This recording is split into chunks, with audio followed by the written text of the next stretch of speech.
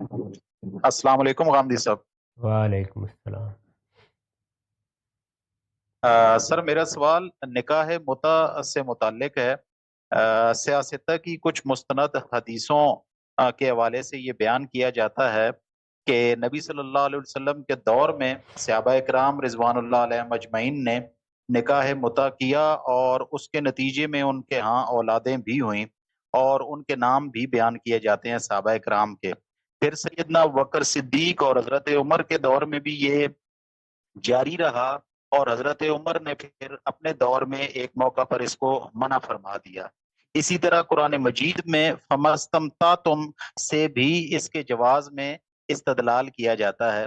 तो हदीसों का और कुरान मजीद में फमस्तमता तुम का सही पस मंजर क्या है निकाह मुता के हवाले से, इसको अस्ताम को तो आप मेरी तफसीर में देख लें, उसके वो मानी ही नहीं है।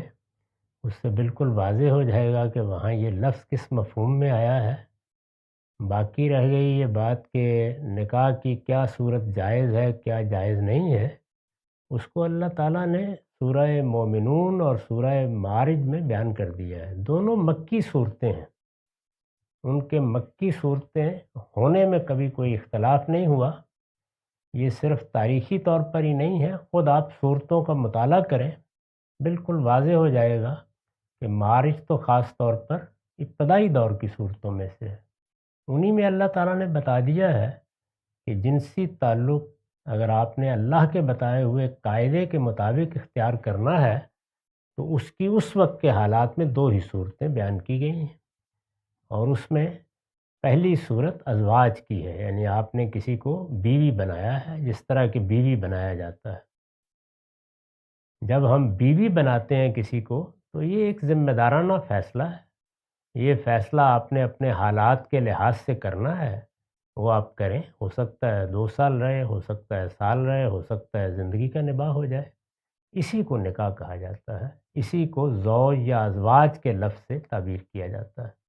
तो ये तो कुरान से बिल्कुल वाज़ेह हो गया, इसलिए इसमें किसी बहस की, इख्तिलाफ़ की गुंजाइश ही नहीं रही। अब रह गई ये बात कि अरबों में क्या-क्या चीज़ें थीं, तो मेरे ख़्याल में बिल्कुल दुरुस्त बयान किया मौर्रिख़ीन ने कि उनके यहाँ निकाह की 3-4 सूरतें राइज थीं। वो बुखारी ने भी बयान की हैं।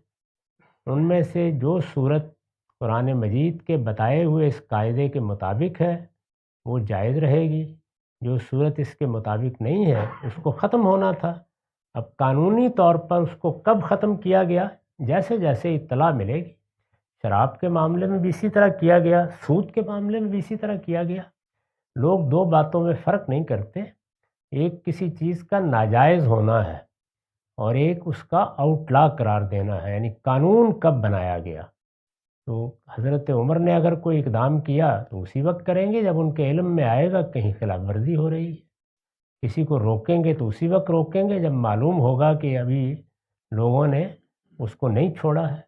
तो ये असल में इंतज़ामी नौइयत के अहकाम हैं, जो बाद में भी लोग इसी तरीके से अ, करेंगे तो उनके बारे में जारी किए जाएँगे। इनका कोई ताल्लुक़ हुर्मत हिल्लत से नहीं होता। ना हुर्मतें हिल्लतें इस तरह मौख़र मुक़द्दम होती हैं, वो कुरान मजीद ने बयान कर दी हैं। अल्लाह की किताब के फ़ैसले के बाद किसी रिवायत, किसी वाक़ये की कोई हैसियत नहीं रहती।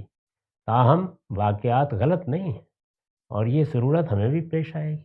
इस वक़्त देखिए पूरे आलम इस्लाम में हर मुसलमान जानता है कि सूद हराम है, लेकिन वो आउटला करार नहीं दिया गया।